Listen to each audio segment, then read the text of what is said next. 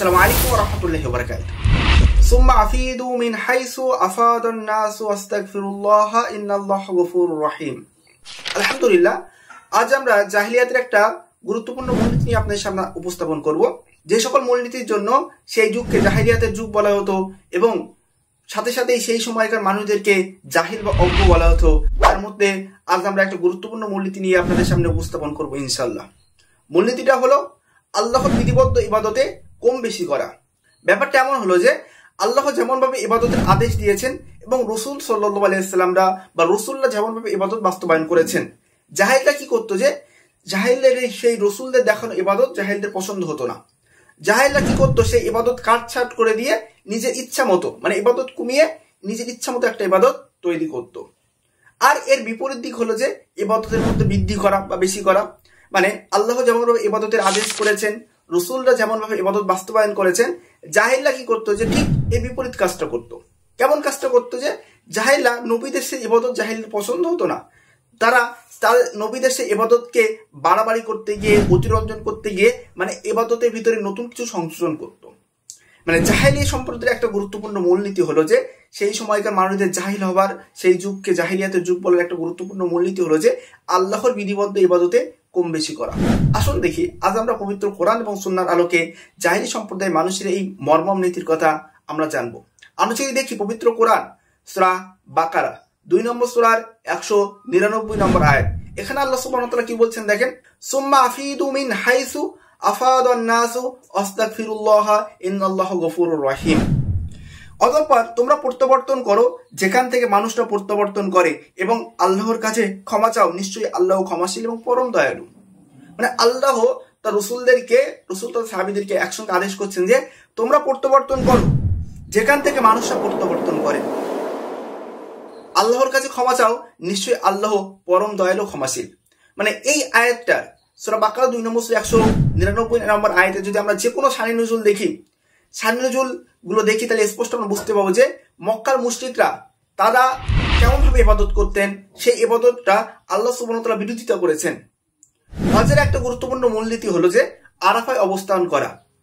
কিন্তু মক্কার মুশরিকরা তথা সেই সময়কার জাহেলি যুগের মানুষেরা কি করতো যে তারা মনে করতো যেহেতু আরাফা যেহেতু হারাম শরীফের বাইরে অবস্থিত, এই জন্য তারা মুজদালিফা পর্যন্ত গিয়ে ফিরে আসতো। মানে পরিপূর্ণভাবে আরাফার মাঠে উপস্থাপন হতো না। আরাফায় যাওয়া হজের একটা গুরুত্বপূর্ণ একটা বিধান, কিন্তু মক্কার মুশরিকরা তথা সেই সময়কার জাহেলি যুগের মানুষেরা আরাফায় অবস্থান না করে মুজদালিফা পর্যন্ত গিয়েই ফিরে আসতো, মানে আরাফায় যেত না। মানে তারা আল্লাহর রসুলদের দেখানো ইবাদতে কম বেশি করতো। এখানে ইবাদতের কমের যে উদাহরণটা সেটা আমরা দেখলাম। এখন আমরা দেখবো যে ইবাদতে জাহিলরা কেমন ভাবে ইবাদত বৃদ্ধি করতো, সেই জিনিসটা আমরা দেখবো। আমরা যদি দেখি সহিহ মুসলিম 2705 নম্বর হাদিস, আমরা যদি এই হাদিসটা আন্তর্জাতিক থেকে দেখি 1185 নম্বর হাদিস, ইসলামিক ফাউন্ডেশন থেকে দেখি 2682 নম্বর হাদিস এবং ইসলামিক সেন্টার থেকে যদি দেখি 2681 নম্বর হাদিস। এখানে ইবনু আব্বাস রাদিয়াল্লাহু তাআলা থেকে হাদিসটা বর্ণনা আছে। হাদিসটা কেমন দেখেন, মুশরিকরা হজে তালবিয়া পাঠ করার সময় পড়তেন যে লাব্বাইক লা শরীকা লাকা। রাসূল সাল্লাল্লাহু আলাইহি ওয়াসাল্লাম বলতেন তোমাদের ক্ষতি হোক, তোমরা ক্ষান্ত হও, সামনে আর পড়ো না। তারা আরো বলতো যে মানে রসুল, তারা এই পর্যন্ত যখন বলতো তখন রাসূল সাল্লাল্লাহু আলাইহি ওয়াসাল্লাম তাদেরকে বলতেন যে তোমরা ক্ষান্ত হও, তোমরা আর পড়ো না। কিন্তু এরপরেই তারা যে ইবাদতে বৃদ্ধি করতো সেই কথাটা আছে। তারা কি পরিমাণ ইবাদতে বৃদ্ধি করতো আপনারা দেখেন, ইল্লা শরীকান হুয়া লাকা তামলিকুহু ওয়া মা মালাকা। মানে এই যে শব্দটা তারা এক্সট্রা বা বেশি পড়তেন। এই শব্দের অর্থটা কি, কিন্তু হে আল্লাহ তোমার আরো একজন শরীক আছে, তুমি যার মালিক এবং সে কিছুর মালিক নয়। তারা এই কথা বলতো আর বাইতুল্লাহ তাওয়াফ করতো। মানে তারা এই বলতো যে আল্লাহ তোমার আরেকজন শরীক আছে, যে তুমি তার মালিক এবং সে কিছুর মালিক নয়। তারা এই বলতো আর হজের তালবিয়া পাঠ করতো। কিন্তু এই যে লাস্টের যে কথাটা তারা বলতো, এই কথাটা কিন্তু তাদের ইবাদতের ক্ষেত্রে নির্দেশ দেওয়া হয়নি। কিন্তু তবুও তারা সেই মক্কার মুশরিকদের একটা চিরচরিত স্বভাব হলো যে ইবাদতের মধ্যে বৃদ্ধি করা বা ইবাদতের মধ্যে কমতি করা। আমরা ইবাদতের কমের উদাহরণ দেখিয়েছি, আমরা এখন দেখাচ্ছি সহিহ মুসলিম হাদিস নম্বর 2705 নম্বর হাদিস থেকে তারা ইবাদতের মধ্যে বৃদ্ধি করতো। আল্লাহ রাসূলুল্লাহ যেমন ভাবে ইবাদত করতো তাদের তেমন ভাবে ইবাদত পছন্দ হতো না। তারা কি করতো যে তারা নিজে থেকে ইবাদত বৃদ্ধি করতো। তারা মনে করতো যে এর বিনিময়ে হয়তো আমরা আল্লাহর অধিক নৈকট্য অনুসন্ধান করতে পারবো। আসলে তারা কিন্তু আল্লাহর অধিক নৈকট্য অনুসন্ধান করা তো অনেক দূরের কথা। তারা আল্লাহর পথ থেকে ধীরে ধীরে বিচ্যুত হয়ে যেত। মানে তারা আল্লাহর রসুল্লাহ যেমনভাবে ইবাদত করত, সেই ইবাদতটা অতিরঞ্জন করে তারা মনে করতো যে আমরা আল্লাহর অধিক নৈকট্য পাবো, কিন্তু আসলে তারা অধিক নৈকট্য তো অনেক দূরের কথা। তারা আল্লাহর যে সত্য দিন, দিনুল হক, সেই সত্য দিন থেকে তারা আস্তে আস্তে দূরে সরে যেত। এই জন্য ইবাদতের ক্ষেত্রে একমাত্র মাপকাঠি আল্লাহ নবী রসুলরা। নবী রসুলদের মাপকাঠি আমরা যদি না নেই, আমরা যদি বর্তমান সময়ে আমরা যদি হযরত মুহাম্মদ সাল্লাল্লাহু আলাইহি সাল্লামকে ইবাদতের মাপকাঠি না নেই, হযরত মুহাম্মদ সাল্লাল্লাহু আলাইহি সাল্লাম যে ইবাদত যেভাবে করেছিল সেই ইবাদত যদি সেইভাবে না করি, আমরা ঠিক তৎকালীন সময়ে সেই জাহেলি যুগের জাহেলদের মতোই আমাদের অবস্থা হবে।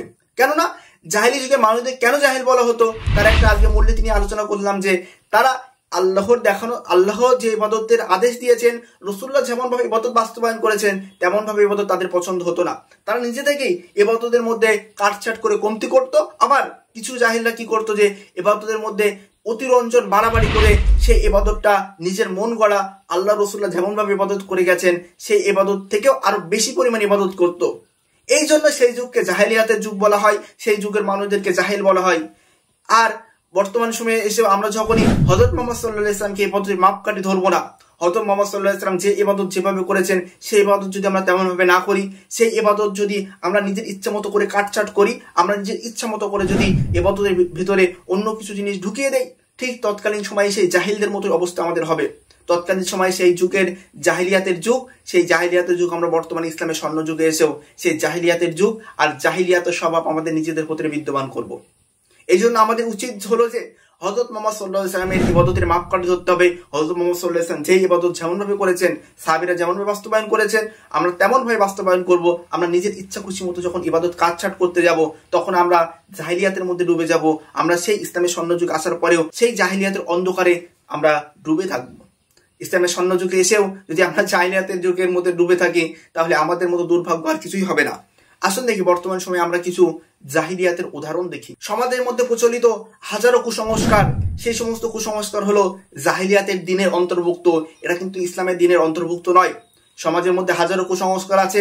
শনিবার, মঙ্গলবার, অমাবস্যা, পূর্ণিমা, এই দিন, এই মাস, এই দিনের এই মাসের এই তারিখে এই কাজ করা যাবে না, সেই কাজ করা যাবে না, সপ্তাহের এই দিনগুলো বাস কাটা যাবে না, সপ্তাহের এই দিন চুল কাটা যাবে না, সপ্তাহের এই দিন নখ কাটা যাবে না, অমাবস্যা পূর্ণিমার দিনে এই কাজ করা যাবে না। সমাজে প্রচলিত হাজারো জাহিলিয়াত আমাদের সমাজে এখনো পর্যন্ত বিদ্যমান আছে। এই যে কুসংস্কারগুলো কিন্তু ইসলামের দিনের অন্তর্ভুক্ত না, এগুলো জাহিলিয়াতের দিনের অন্তর্ভুক্ত। জাহিলরা মনে করতো যে শনিবার, মঙ্গলবার, অমাবস্যা, পূর্ণিমা, চন্দ্রগ্রহণ, সূর্যগ্রহণ, এই দিন বাস কাটা যাবে না, এই দিন এই কাজ করা যাবে না, এই দিন সেই কাজ করা যাবে না, এই দিন চুল কাটা যাবে না। এই যে বিভিন্ন ধরনের জাহিলিয়াত, এটা কিন্তু ইসলামের দিনের অন্তর্ভুক্ত না, এগুলো জাহিলিয়াতের দিনের অন্তর্ভুক্ত। এই জন্য সমাজে প্রচলিত হাজারো কুসংস্কার যদি আমরা বর্জন না করতে পারি, সেই জাহিলিয়াতের সেই দিনের সঙ্গে আমরা বর্তমানে এসেও কিন্তু সেই জাহিলিয়াতের মানুষদের মতো জাহিলিয়াতি বাস্তবায়ন করব। জাহিলিয়াতের দিনের সঙ্গে মিল দেখে আমরা বর্তমান সময়ে এসেও জাহিলিয়াত বাস্তবায়ন করব, আমরা কিন্তু ইসলাম বাস্তবায়ন করব না। এই জন্য আমাদের উচিত হলো যে সমাজে প্রচলিত হাজারো কুসংস্কারগুলো আমরা বর্জন করে দিয়ে ইসলামের স্বর্ণযুগে আসবো এবং ইসলামটাকে আমরা আঁকড়ে ধরবো এবং নবী রাসূলদের দেখানো পথকে আমরা আঁকড়ে ধরবো এবং এছাড়া আমরা অন্য কোনো পথ আঁকড়ে ধরবো না। আমাদের রাসূল হযরত মুহাম্মদ সাল্লাল্লাহু আলাইহি সাল্লাম যেভাবে আমাদেরকে ডিরেকশন দিয়ে গেছেন, আমরা ঠিক সেইভাবে অনুসরণ করব। সমাজে প্রচলিত হাজারো কুসংস্কার যদি আমরা বিশ্বাস করি, সমাজে প্রচলিত হাজারো কুসংস্কার যদি আমরা বাস্তবায়ন করি, আমরা কিন্তু সেই জাহিলদের অন্তর্ভুক্তই হব। আমরা কিন্তু ইসলামের স্বর্ণযুগে এসেও জাহিলদেরই অন্তর্ভুক্ত হব। সমাজে প্রচলিত হাজারো বিদআত সেই জাহিলি দিনের অন্তর্ভুক্ত। কারণ আমরা স্পষ্টভাবে ইতিপূর্বে দেখিয়েছি আপনাদেরকে, জাহিলরা কি করতো যে ইবাদতের ভিতরে কম বেশি করতো, ইবাদত অনেক সময় কাটছাট করতো, ইবাদত অনেক সময় বৃদ্ধি করতো। সমাজে প্রচলিত হাজারো বিদআত, এই বিদআতগুলো হলো জাহিলিয়াতের দিনের অন্তর্ভুক্ত। সমাজে প্রচলিত হাজারো বিদআত আছে, যেমন তাজিয়া মিছিল করা, আসরা কেন্দ্রিক অতিরিক্ত বাড়াবাড়ি করা, অতিরঞ্জন করা, মৌখিক নিয়ত পড়া, লাফিয়ে লাফিয়ে জিকির করা, পীর ফকিরের কবরের পাশে গিয়ে গান বাজনা ঢোল তবলা বাজানো এবং কবরকে সিজদা করা ইবাদতের ক্ষেত্রে বিদআত, কিন্তু এটা আসলে শিরকের পর্যায়ে চলে যাবে। এছাড়াও আছে যেমন কবরের উপরে ফুল দেওয়া, কবরের উপরে চাদর দেওয়া, কবর পাকা করা, এই সমস্ত হাজারো বিদআতগুলো আমাদের সমাজে বিদ্যমান আছে। আমরা যদি তৎকালীন বর্তমান সময়ে এসেও সেই জাহিলিয়াতের দিন তথা জাহিলিয়াতের সেই মূলনীতিগুলো বর্তমান সময়ে এসে বাস্তবায়ন করি, তাহলে কিন্তু আমরা জাহিলদের থেকে আমাদের পার্থক্য থাকবে না। আমরা জাহিলিয়াতের সিরিজগুলো কেন আলোচনা করছি? কেননা ইসলাম এসেছিল যে জাহিলিয়াতের অন্ধকারগুলো চিরতলে ধূলিসাৎ করে দিয়ে ইসলামের যে স্বর্ণ, ইসলামের যে আলোকিত যুগ বাস্তবায়ন করতে। কিন্তু আমরা দেখছি যে বর্তমান সময়ে এসেও জাহিলিয়াতের সেই মূলনীতিগুলো, জাহিলিয়াতের মানুষদের যেই জন্য ইসলাম বিরোধিতা করেছে, ইসলাম যেই জন্য জাহিলিয়াতের মানুষদেরকে বিরোধিতা করেছে, সেই বর্তমান সময়ে এসেও আমরা দেখছি যে হাজারো জাহিলিয়াতের মূলনীতি আমাদের সমাজে বিদ্যমান আছে। এই জন্য আমাদের সিরিজে আলোচনাগুলো হলো এই জন্য যে যাতে করে আমরা বুঝতে পারি বা জানতে পারি জাহিলিয়াতের মানুষদের কি কি মূলনীতি ছিল, আর সেই মূলনীতির জন্য কেন তাদেরকে জাহিল বলা হতো। আর আমরা সেইগুলো যদি আমরা জানতে পারি তাহলে আমরা স্পষ্টভাবে দেখবো যে সেই জাহিলিয়াতের মানুষদের সেই মূলনীতিগুলো বর্তমান সময়ে এসেও যেন আমরা বাস্তবায়ন না করি। অনেক সময় আমরা অজ্ঞতাবশত জাহিলিয়াতের মূলনীতিগুলো বাস্তবায়ন করে ফেলি। এই জন্য আমাদের উচিত হবে যে জাহিলিয়াতের মূলনীতিগুলো আমাদের জানার পরে সেই জিনিসগুলো আমরা বর্জন করব, এবং শুধু বর্জন না, মানুষকে সতর্ক করব যাতে জাহিলিয়াতের সেই দিন, জাহিলিয়াতের সেই অন্ধকার যেন আমাদের কাছে আর নেমে না আসে। আমরা এসেছি ইসলামের স্বর্ণযুগে এসেও আমরা কখনো জাহিলিয়াত বাস্তবায়ন করব না ইনশাআল্লাহ। আজ এই পর্যন্ত, দেখা হবে পরে কোনো ভিডিওতে। আসসালামু আলাইকুম ওয়া রাহমাতুল্লাহি ওয়া বারাকাতুহু।